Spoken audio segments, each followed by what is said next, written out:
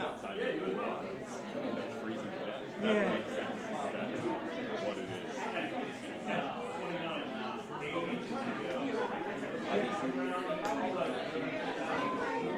Hi.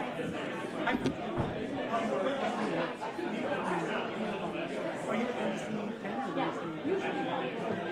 Yeah, yeah, I saw her yesterday. Yeah, it sounds good. Nice to meet you.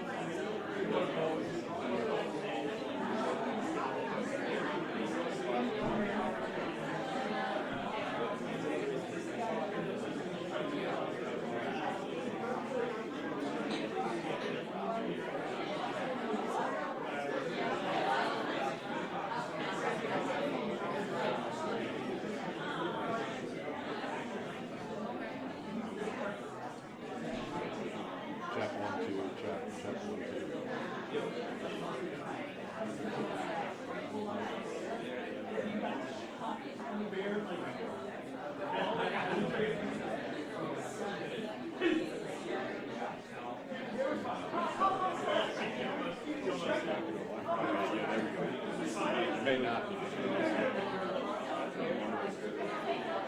The Wi-Fi is connected.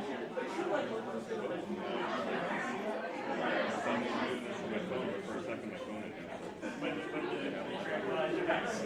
Do, but 5 seconds less to see before it goes to black. Obviously.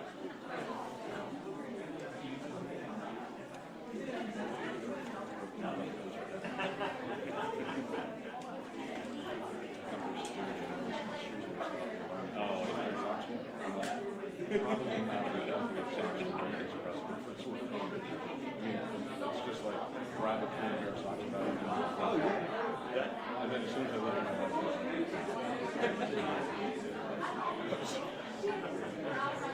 Yeah, it's funny. I have a pair of shoes I wore them yesterday, and they do the same thing every time. Every time I come through. Look at Jim hanging with all the common employees. The fancy bags. They're still recognized.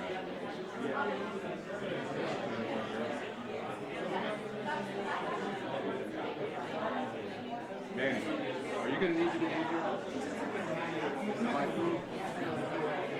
What kind of like? I don't want to go there. Right back. Stay out here.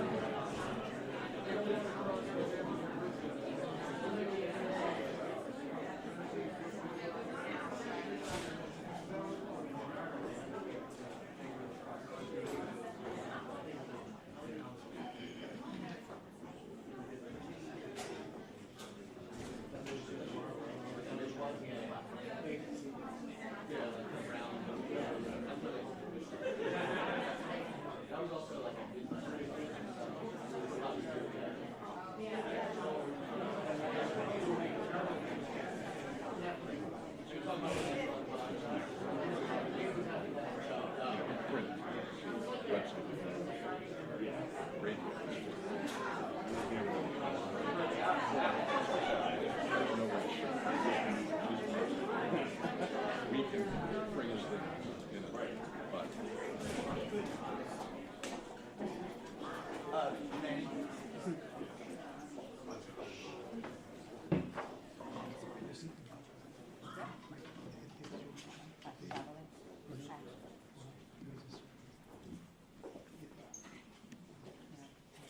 Sorry. Bear with us for a moment.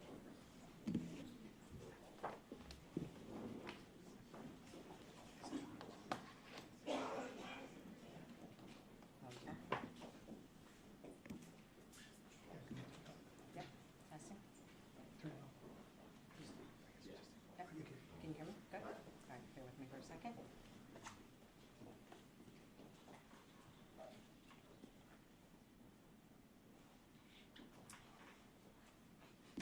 Thank you. Yeah. I'm just gonna.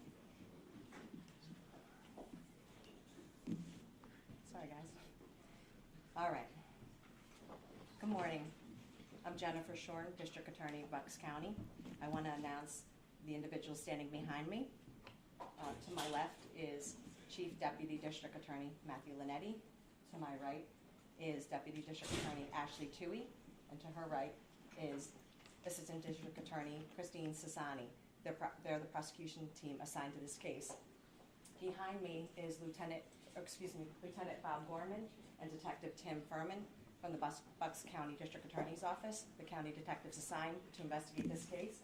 Directly behind me is Chief Martin McDonough, our Chief of County Detectives, and to his right is Detective Kevin Pletnicki, and to his right, Detective Jake Gallagher with the Middletown Township Police Department, and to his right, Lieutenant Steve Foreman from the Middletown Township Police Department, Chief Joseph Bartarillo from the Middletown Township Police Department, and finally Captain Pete Feeney of the Middletown Township Police Department. I just want to start with commending all of these individuals for the work they've done thus far and the work they're going to continue to do on this case. On Tuesday, January 30th of 2024, at 6:59 p.m., the Middletown Township Police Department was dispatched to a death investigation at 145 Upper Orchard Drive in Levittown, Middletown Township. While en route, they received updated information that an elderly male had been found in the bathroom with a large amount of blood and that his head had been decapitated. The head of this deceased individual was located in an adjacent room, wrapped in saran wrap and in a cooking pot. Denise Mohn had arrived home and found her decapitated husband and ran to a neighbor's house where she asked that they call the police. Middletown Township Police arrived at 7:06 p.m. The victim has been identified as Michael Francis Mohn, who was 68 years of age. He resided at that residence with his wife and his adult son. He was a federal employee with the Army Corps of Engineers. The victim's white Toyota Corolla and his adult son, Justin Daniel Mohn, were missing from the residence. Justin Daniel is 32 years of age. Police started a homicide investigation and the vehicle was entered into NCIC. Police were advised of a YouTube video depicting Justin Mohn holding the severed head of his father, Michael Mohn. Multiple calls were received by 911. Details of the video are as follows. The video is a 14-minute and 34-second video of Justin Mohn, where it is titled Mohn's Militia. It's a call to arms for American patriots. The video appears to be taken in the same bedroom of the home where bloody gloves were found. In the video, Justin Mohn is holding a human head detached from the body that was wrapped in plastic. Justin Mohn advised that the head is Mike Mohn's head. During the video, Justin Mohn advised that Mike Mohn is in hell for being a traitor to his country. During the video, Justin Mohn provides his identity and advises that he is the commander of America's National Network of Militia, also known as Mohn's Militia. During the video, Justin Mohn advises that he is giving the following order for all militia and patriots across the USA to kill federal employees. He also ordered that individuals from the FBI, IRS, and other federal law enforcement officers, and for those that work at the courthouse, to be arrested. That all federal agents, U.S. Marshals, federal judges, and Border Patrol be captured and tortured for information, and then publicly executed. Justin divulges the home address of a federal judge and puts a bounty on his head and heads of high-ranking federal officials. He demands violence against all federal employees, but exempts state government, state governors, and state employees. The suspect's phone was pinged, and it was, again, an outstanding effort by law enforcement to work in such a expeditious fashion, pinging the defendant's phone and identifying his location. It was determined that the location was showing at Fort Indian Town Gap, a National Guard training center in Lebanon County, Pennsylvania. The suspect drove his vehicle to this location. He climbed a barbed wire fence. After he drove his vehicle past the barricades first, exited his vehicle, climbed a barbed wire fence, and entered the secured military installation. Fort Indian Town Gap Police Department were notified of the ping in their jurisdiction. Shortly thereafter, Fort Indian Town Gap Police Department and the Pennsylvania State Police located Justin Mohn trespassing on governmental property. Justin Mohn was taken into custody without incident. The defendant had a loaded Sig Sauer 9mm handgun on him, and it was loaded, as mentioned, missing one round. Justin Mohn was taken into custody. The defendant stated he went to Fort Indian Town Gap in an effort to mobilize the PA National Guard to raise arms against the federal government. He also indicated that he wanted to speak to Governor Shapiro to join forces. The autopsy of Michael Mohn was conducted on Thursday, February 2nd, by Dr. Ian Hood, forensic pathologist. It was determined that Michael Mohn suffered a gunshot wound to his head and then was subsequently dismembered, and that the mechanism was the use of a knife to sever limbs and tendons, and then ultimately a machete to sever his spinal column. This investigation, again, I can't speak more highly of the work that was done by my colleagues and fellow members of law enforcement. They identified the fact that the defendant purchased a firearm the day before murdering his father. He purchased that firearm at Johnson's in Croydon, Bristol Township, Bucks County, on January 29th. The defendant is a graduate from Neshaminy High School and Penn State main campus. He previously worked and lived in Colorado, working for a contractor for Microsoft Corp.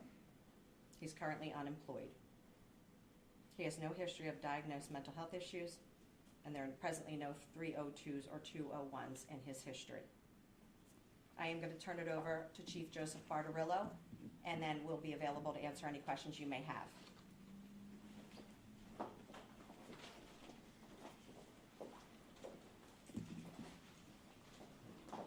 Good morning, everyone. I'm Chief Joe Bartarello from the Middletown Township Police Department. So I want to start off just by saying that me and my entire police department, our hearts ache for the Mohn family. I know we had a meeting with them last night at our police headquarters with Victims Advocacy, and I just want to let everyone know that we will be with them every step of the way through this incredible ordeal that they're going through. And also our Upper Orchard community, which is one of our small communities within our Levittown section of our township, as the whole community mourns and aches over this, that our police department will be right there with them as they recover, on the road to recovery from what they've had to experience. The family was very well known, had a lot of neighbors and close friends that really cared about them. So I just want to put that out there first and foremost. Next, the one thing I want to do is recognize all of the law enforcement agencies that played, such a huge role in making such a fast apprehension and bringing closure to this, and just in getting the apprehension within hours of the crime occurring. We were discussing that if Justin hadn't been apprehended, can you imagine the manhunt that would have been underway, shortly thereafter, and how everything would have been focused on finding him and how the entire community would have been in a state of panic. So one of the things I want to do right now is just praise our law enforcement. From my police department, our detective sergeant, Zach Brocious, he's the one that actually did, what they call it the ping. I say tracking Justin's cell phone and pinpointing where he was. Two of our detectives are here, our lead detectives on the case, Jake Gallagher and Kevin Platnecki, but all of our detectives were at the scene that night. And that was our first priority, getting to the scene, preserving the scene, but then locating Justin, who went quickly from a person of interest, obviously, to the suspect. And with that, police department that I'm learning more about every day, the Fort Indian Town Gap PD, who did an incredible job of rapidly responding when we called them and told them that we had a general idea of Justin's location based on cell phone tracking. They located, Fort Indian Town Gap Police Department located his car first, and then later on, based on continuous cell phone tracking, were able to locate and detain him without incident. I don't know the full circumstances as to where he was detained. I think he did climb over a fence and get into the fort. He might have been armed, but you have to ask their police department about it. I'm very grateful to the Fort Indian Town Gap PD for the outstanding work they did in getting that apprehension as quickly as they did. So given that, I do want to thank them, and also Pennsylvania State Police. And in addition to our police department, we're very blessed to work in a county where we have an outstanding relationship and we do a lot of mutual aid and we assist each other. We're 39 small police departments, 43 law enforcement agencies, supported by what I think is the best district attorney's office in the state. So I want to thank District Attorney Shorn, Chief of County Detectives Martin McDonough, and his entire staff, and also our coroner's office as well, for their incredible support in helping us process the crime scene and being there to provide the additional resources that we needed in order to handle, what has become, a very significant event and case that's gaining, national, if not worldwide attention. So I just wanted to make sure that I thanked, everyone who supported us through this. So our detectives were on it from the start, and they're still working. We've been very busy, and we're going to continue to be busy, as we continue to work through investigating this case. It's not over just because an arrest was made. There's still a lot of information that has to be done to ensure, that we move through with a successful prosecution. So with that, I really don't have anything else to add. Hang on one second. I don't have anything else to add. So I will just defer to District Attorney Shorn first, if she wants to take questions before I do. Thank you. Okay. Thank you, Chief Bartolai. Does he indicate to you what sets him off to kill his father Tuesday night? So I've shared the information that I'm able to share at this juncture. As you know, this is an ongoing investigation with the most talented members investigating this case. I can't speak to anything further beyond what I conveyed thus far about statements made. Jen, is there any evidence he was a member of a militia? Or had militia ties? Obviously, I think his online manifesto speaks for itself at this juncture. Again, this is going to be an ongoing investigation for months, and we'll continue to investigate this through the successful prosecution with this team present. Jen, how concerning is this to you and everyone out there that this was up online as long as with the calls for violence that were out there, that it was up as long as it was? That was incredibly concerning. I mean, obviously from an evidentiary value, that video is very important, and we need to have possession of that. But it's quite horrifying how many views we understand it had before it was taken down. Obviously, we were able to capture and secure that video because it's pretty self-explanatory as to who's responsible, although these are allegations at this point. So that's very concerning. And I got to tell you, Jim, when to Chief Bartolomeu's point, the fear of what this could have been, I know that Chief McDonough and I were expressing that night. I know Chief Bartolomeu was living it that night, and it was thanks to this outstanding collaboration of the men and women in law enforcement. And also, I should mention, the U.S. Marshals assisted in making sure that individuals named were safe. But that was the reassurance that we all needed to know that we're safe, and that this case will be prosecuted.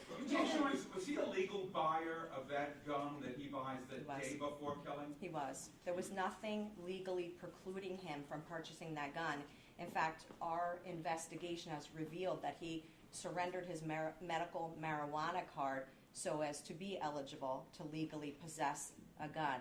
That also shows you the clear state of mind that he was in, having planned what he ultimately carried out. Has he had a mental health evaluation yet?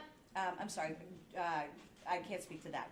Did anyone have any interaction with him too, and what was that like in terms of the protocol to get that video down? Are you referring to anyone present team here?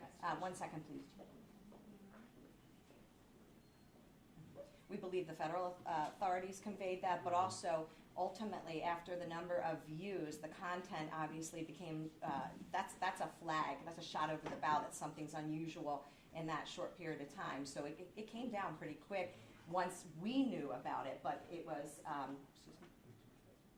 we did take steps obviously to preserve it, and we have that video. Did Justin Mohn have? How long it was up for? I'm sorry. Do we know how many views it got and how long it was up for? I know at some point when I was aware of it, there was over 5,000 views. Okay. He had no 302s, but some neighbors said that they had reported him to police. Had he come to police attention before this incident? I'm going to turn that over to Chief Bartarello as it relates to that. I know you've been patiently waiting. Is it a separate, same question? Then I'll step aside.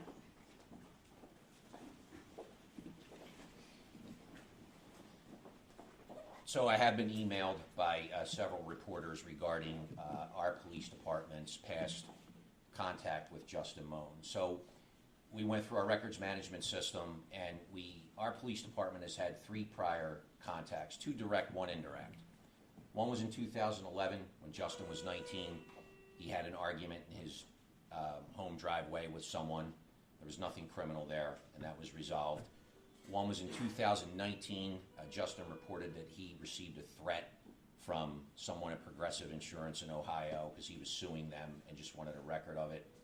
And then last year we did not have contact with Justin, but his employer from Philadelphia called one of our officers and just expressed concern about, Justin's behavior at work and wanted legal advice on how to go about terminating his employment, which we don't do. Our police department doesn't offer that. That's for his, individual employer. So we did refer the employer, to seek out, legal resources for that, and also because it was in Philadelphia to, refer anything work-related, if they were concerned, to the Philadelphia Police Department. That's the only contact. I know we keep hearing that police were outside of his home at various times, outside of, what I just mentioned. I can only speak for the Middletown Township Police Department. We were not. Did he have a history of threatening the judge that you mentioned in the YouTube video? Not that we're aware of. It was never reported to us. Chief, when the employer calls and says, I need legal advice how to fire this cat, does that prompt you to go to him? Do you have any contact with him after the employer We didn't calls? go to him after that because the officer asked if was there any criminal action on his part, or any threats made or anything like that. I think there was concern over, I guess, what Justin was writing, some novels that he was writing, but we did not have contact with him after that. Do you think you should direct have? contact? Based on what the information that the officer gathered, and what the decision the officer made, no, I don't think we needed to have contact with him after I that. believe D.A. Shorn touched on his intentions in Fort Indian Town Gap. I don't know if any colleagues with Gap Police were in contact with you. I just wanted to ask again if there's any way to know what he might have been up to and what the next few hours, had he not been caught, might have held. So you're asking I'm asking what his intentions right, were. so if we tracked him up there and he hadn't been apprehended, what he would have I know done? that's a hypothetical. I'm just asking, Right. in talking with him since arrest, Yes. what you believe his intentions So were. I have no idea what he said since arrest, and I wouldn't be able to share that anyway, and I don't know what his intentions were, except that he was armed inside a National Guard base, so Do you know if he's facing federal charges, if the feds are involved? I'm not sure. He alluded to. Sometimes with these online internet calls, there's some sort of dark web incel culture. Do we have any indication that anyone took his call seriously? Did he have any sort of online support in what he was calling for?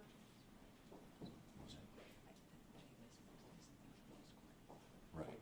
Do you want to to Yeah, speak to that? I'll speak to that. Obviously, as mentioned, this is still very much an ongoing investigation, and this investigation will take months, not days. But we do know that there was some communication on Discord as far as that is what we've learned, and we're still investigating that.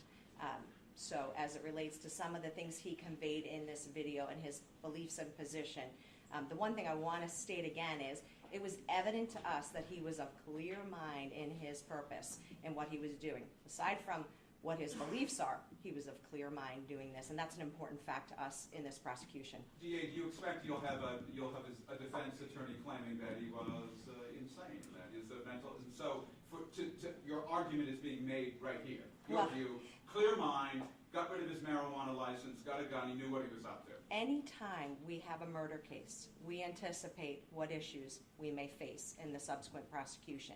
One of the things we always look at is there going to be a later claim of McNaughton insanity? That is a very specific definition where somebody is unaware of the nature and consequences of their actions. Not that they're perhaps what the common term crazy is, but it is a very specific terminology. And I can state with the evidence we have gathered thus far, this individual was acting with clear mind, aware of his actions, and proud of his consequences. Do you know how long he was cut your planning father's head off? I mean, isn't that an insane act? There is a complete and utter difference between what we would term that person's crazy to what is legal insanity, and that will be evident later when we prosecute this matter. Yeah, You sure. say how long- Forgive the question, but if I'm not mistaken, you said that Mr. Mohn, the father, also had limbs? No, his head was dismembered. Yes, decapitated, dismembered, post-mortem. Okay. Do you know how long he had been planning this? Clearly, he bought the gun the day before. Do we know how far back beyond that? We don't at this juncture. It's still pending. Obviously, we're going to gather as much information as relates to that. How long was he in the base before he was arrested?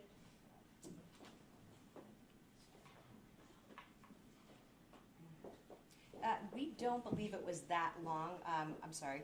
We're still gathering that information.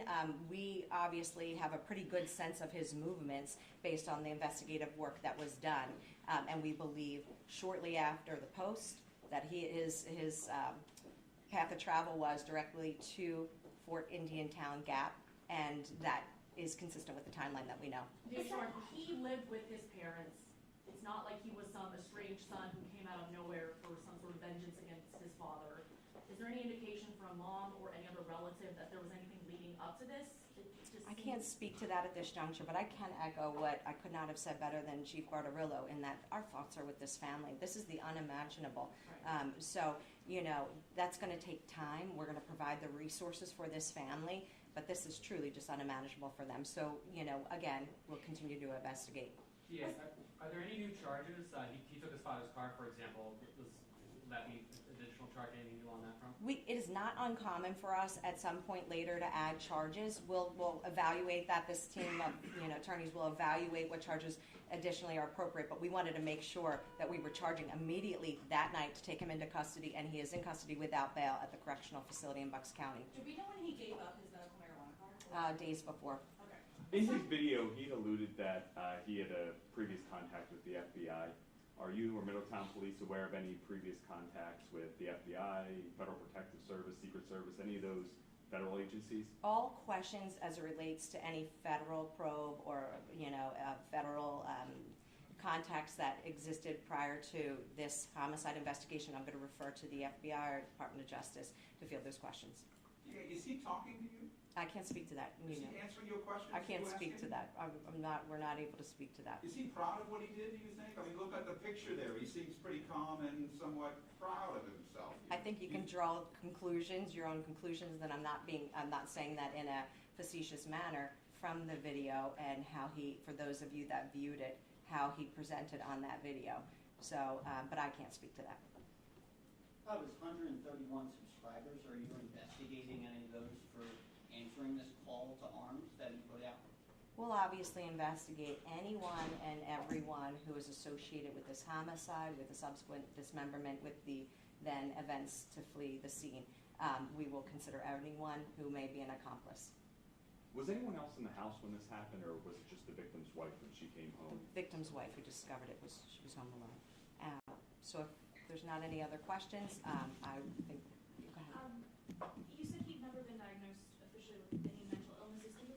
I didn't say that. I didn't say that. I can't speak to that. Oh, okay. I can't speak to that. Do we know how he got his marijuana card? I don't know that. Okay, thank you very much. Appreciate you being here.